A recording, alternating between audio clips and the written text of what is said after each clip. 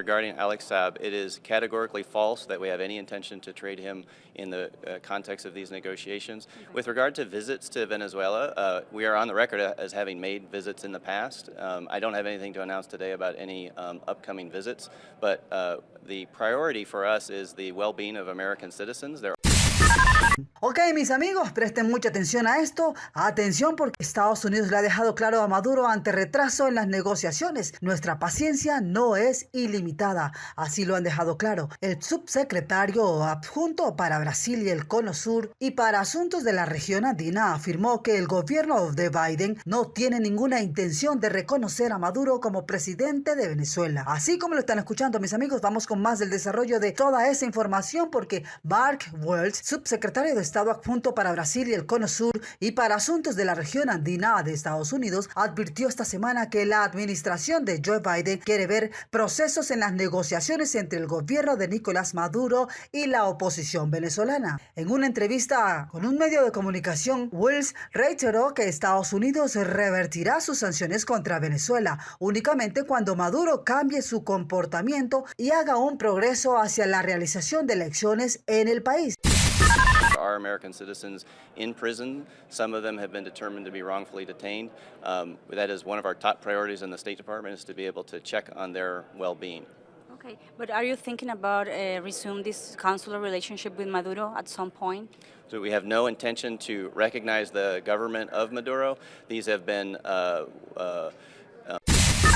ad hoc visits that we have arranged with the people running the government in Venezuela, and so we have made those visits before, and we will do what we can to visit the detained Americans in Venezuelan prisons. No tenemos paciencia ilimitada cuando se trata de observar progresos en esas conversaciones. Tomamos una decisión el pasado noviembre al ofrecer la licencia a Chevron como un gesto para comenzar negociaciones y esperamos ver progresos. Hemos entrado en un riesgo político al extender esas concesiones a las personas involucradas en las conversaciones. Así lo había manifestado. What I will say is that we do not have unlimited patience when it comes to seeing progress in these talks. We have gone to great political risk to extend these concessions to the people involved in the talks, and we want to see progress. So we have nothing to announce today about changing that policy, but our patience is not unlimited. Mm-hmm. También afirmó que el gobierno de Biden no tiene ninguna intención de reconocer a Nicolás Maduro como presidente de Venezuela. Vamos a esperar a ver cómo resultan esas conversaciones con la oposición. Habría dejado claro Waltz, quien también negó que Estados Unidos tenga intenciones de canjear a Alex Saab, quien, como todos saben, es el presunto testaferro de Nicolás Maduro en el contexto de esas negociaciones. Señaló que la prioridad para Estados Unidos es el bienestar de los ciudadanos estadounidenses detenidos en Venezuela. Mis amigos, esta es una información importante de último momento. Vamos con más noticias. Talking about the oil, for example. Maduro's relationship with Russia Putin and Ortega, yes. And Ortega. I mean, our position on those governments is very clear. Governments that have relations with Russia and Nicaragua need to ask themselves what side of this fight they're on with regard to democracy. Certainly neither of these governments are in favor of returning democracy to Venezuela. They assist in sanctions evasion, and the faster that we can get Venezuela on a track toward free and fair elections in 2024 will be better.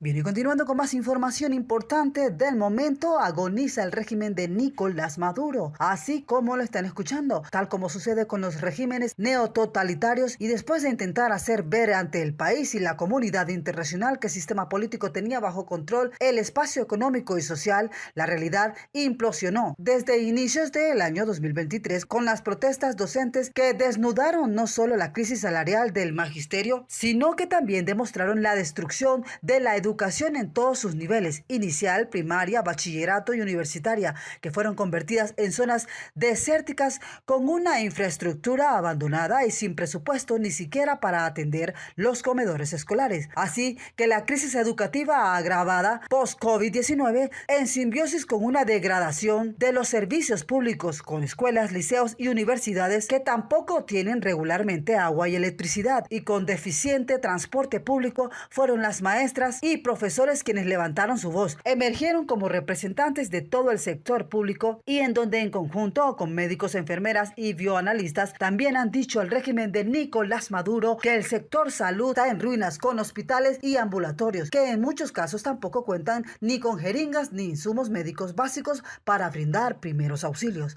Y es que en una crisis presupuestaria de semejante magnitud, en donde un gobierno autollamado socialista paga $5 mensuales de salario mínimo y pensiones, y en el mejor de los casos bonos al sector público que apenas si llegan a los $30, es un sistema que ha fracasado como generador de bienestar. Lo irónico es que todo esto ocurre cuando el sector petrolero se cotiza en los precios cercanos a las 3 cifras por barril, revelando que la ramplonería y el agotado discurso de las sanciones no son convenientes para continuar los esquemas repetidos, que por culpa de estas no es posible pagar salarios dignos a los trabajadores, razón por la cual la incomodidad y el rechazo a quienes aún se mantienen en Miraflores se han multiplicado de manera importante en los últimos meses. Ante semejante realidad, pareciera que la propia izquierda de América Latina, representación de Lula da Silva, Gustavo Petro, Alberto Fernández, Gabriel Boric y Andrés Manuel López Obrador, presienten que el madurismo se encuentra agotado en todos sus espacios y por ende no sería de extrañar que tras bastidones se estén comenzando a dar los acuerdos iniciales tanto para el retorno de la democracia, así como la evidente salida del poder por parte de quienes hundieron a Venezuela en una marcada crisis sin precedentes contemporáneos que han llevado incluso a superar los 7.1 millones de inmigrantes según la ONU, y que obviamente también han afectado las crisis sociales de todo el continente. Que sea Nicolás Maduro quien asegure que habrán elecciones presidenciales en el 2024 y no precisamente el Consejo Nacional Electoral, CNE, es otro punto que debe ser válido, no solo por las consideraciones constitucionales, sino que tal afirmación deja que en el ambiente que ni un eventual adelanto de fecha pudiera ser garantía de alterar el posible resultado comicial, en el cual, valorando las actuales condiciones sociopolíticas, habría alguna manera de poder imaginar alguna posibilidad